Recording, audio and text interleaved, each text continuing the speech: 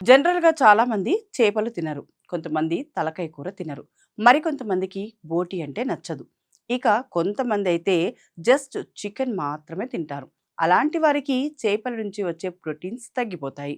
అయితే non veg తినని వారు ఈ ప్రోటీన్స్‌ను ఎక్కడి నుంచి పొందాలన్నది ఇప్పుడు చూద్దాం.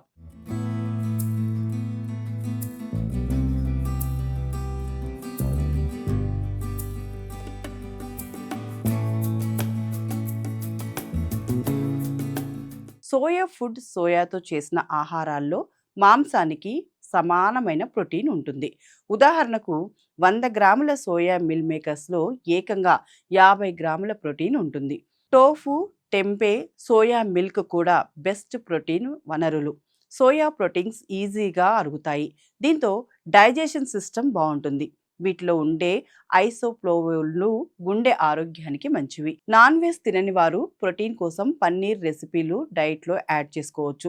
100 గ్రాముల పన్నీర్లో సుమారు 18 గ్రాముల ప్రోటీన్ ఉంటుంది. దీంట్లో ఉండే కేసిన్ అనే ప్రోటీన్ నెమ్మదిగా జీర్ణమవుతుంది. ఎముకల ఆరోగ్యానికి అవసరమైన కాల్షియం కూడా ఇందులో చాలా ఎక్కువగా ఉంటుంది. 100 గ్రాముల ఎండు శనగలలో సుమారు 19 గ్రాముల ప్రోటీన్ ఉంటుంది. వీటిలో సాల్యుబుల్ ఫైబర్ కూడా ఉంటుంది. వీటిలో ఉండే రెసిస్టెంట్ స్టార్చ్ కడుపును ఎక్కువసేపు నిండుగా ఉంచి ఆకలి లేకుండా చేస్తుంది. అందుకే బరువు తగ్గాలనుకునేవారు వీటిని ఎక్కువగా తింటారు. 100 గ్రాములు ఉడికించిన రాజ్మా నుంచి సుమారు 8 నుంచి 9 గ్రాముల ప్రోటీన్ శరీరానికి లభిస్తుంది. ఇందులో ఉండే పొటాషియం, ఐరన్, ఫైబర్ గుండె ఆరోగ్యానికి మంచివి. ఇవి కొలెస్ట్రాల్ను కంట్రోల్ చేస్తాయి.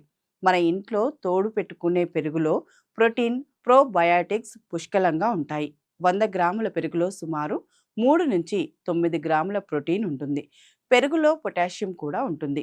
వీటితో పాటు ఉడికించిన పప్పు ధాన్యాల్లో కూడా ప్రోటీన్ ఉంటుంది. మొత్తంగా చూసుకుంటే మాంసంలోనే కాకుండా మనం తినే ఆహారంలో ఈ పదార్థాల కంటెంట్‌ను పెంచినా చాలా ఈజీగా బాడీలో ప్రోటీన్‌ను పెంచుకోవచ్చని తెలుస్తోంది.